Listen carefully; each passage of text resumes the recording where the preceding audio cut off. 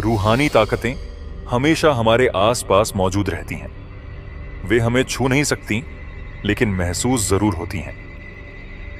ऐसी ही एक पुरानी और भूतिया हवेली की कहानी है, जहां वर्षों से इंसान कदम रखने की हिम्मत नहीं कर सके। इस हवेली की वीरानी में छुपा है दर्द, क्रोध और बदले की आग। और आज उसी हवेली में कदम रखा है एक मां और उसके मासूम बेटे ने। गांव के बाहर स्थित ये हवेली कभी राजा की शान हुआ करती थी, लेकिन एक दिन रानी के गहनों की चोरी के इल्जाम में एक मासूम नौकरानी को जिंदा दफना दिया गया। उसके पति ने यह गम सहन न कर पाया और जान दे दी। इसके कुछ दिनों बाद ही राजा ने आत्महत्या कर ली। तब से यह हवेली श्रापित हो गई। स्थानीय लोगों का मानना है कि वहां अब आत्माएं राज करती हैं। उर्मिला, राजा के वंशजों में से एक, अपने 8 साल के बेटे अय्यान के साथ हवेली में रहने आई। उसके पति की मौत हाल ही में हुई थी और वह अपने बेटे के साथ नई शुरुआत करना चाहती थी। हवेली वीरान और जर्जर थी। बड़े बड़े कमरों और ऊंची दीवारों के पीछे रहस्यमयी सन्नाटा पसरा हुआ था। पहली ही रात हवेली की हवा बदलने लगी। खिड़कियों से अजीब सी आवाजें आने लगी, जैसे कोई फुसफुसा रहा हो। जब उर्मिला सोने गई तो उसे ऐसा लगा जैसे किसी ने उसके कंधे पर हाथ रखा हो। उसने पीछे पलटकर देखा, लेकिन वहां कोई नहीं था। डर को नजरअंदाज कर वह सोने चली गई। दूसरी रात जब उर्मिला और अय्यान सो रहे थे, एक तेज आवाज से उनकी नींद खुली। खिड़की के बाहर कोई परछाई हिल रही थी। अचानक एक पक्षी खिड़की से टकराकर मर गया। खून की बूंदें पूरे फर्श पर फैल गईं। जब उर्मिला ने लाइट ऑन की तो पक्षी की आंखें लाल और भयावह थीं, जैसे वह कुछ कहना चाह रहा हो। सुबह जब वह मजदूरों से इस घटना का जिक्र करती है तो वे कहते हैं कि उन्होंने वहां कोई मरा हुआ पक्षी नहीं देखा। यह बात उर्मिला के दिल में डर का बीज बो देती है। दिन के समय सफाई के दौरान एक मजदूर हवेली के छज्जे से गिरकर मर जाता है। लोग इसे हादसा मानते हैं, लेकिन उर्मिला को उस जगह खून के निशान के पास कुछ बुदबुदाहट सुनाई देती है। हमसे दूर भागने की कोशिश मत करना। उर्मिला डर से कांप जाती है।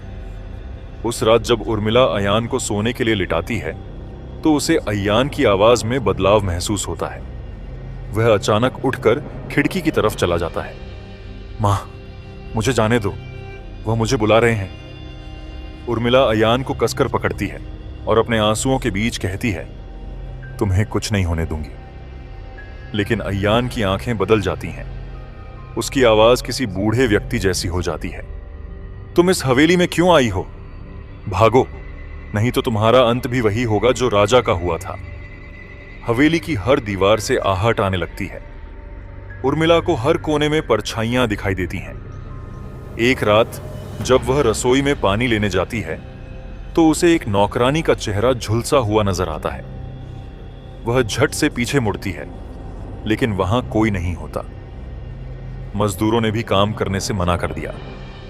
उन्हें हवेली के कमरों से आवाजें सुनाई देती थीं और कई बार उनके औजार खुद ब खुद हवा में लटकने लगते। गांव के एक बूढ़े आदमी ने उर्मिला को बताया कि हवेली का इतिहास गांव के सरपंच के घर में रखी एक किताब में लिखा है। किताब लाकर उर्मिला पढ़ने लगती है। किताब के अनुसार रानी के गहनों की चोरी में नौकरानी निर्दोष थी, लेकिन उसे जिंदा दफना दिया गया। उसकी आत्मा अब भी इंसाफ की मांग कर रही थी। उसकी मौत के गम में उसके पति ने आत्महत्या कर ली। उनकी आत्माओं ने राजा को श्राप दिया, जिसके कारण राजा ने अपनी जान ले ली। उर्मिला अब हवेली छोड़ने का फैसला करती है। वह अय्यान को साथ लेकर कार में बैठती है, लेकिन जैसे ही वह गाड़ी स्टार्ट करती है, चारों तरफ धुंध छा जाती है। उसे गाड़ी चलाते हुए ऐसा लगता है जैसे कोई अदृश्य ताकत उन्हें रोकने की कोशिश कर रही हो। रास्ते में उनकी गाड़ी एक अजीब आवाज के साथ रुक जाती है। अचानक पीछे से झुलसी हुई नौकरानी और उसका पति प्रकट होते हैं। उनकी आंखों में जलती हुई नफरत थी। नौकरानी कहती है, हमारा बदला अभी पूरा नहीं हुआ। उर्मिला किसी तरह पुलिस की मदद लेती है।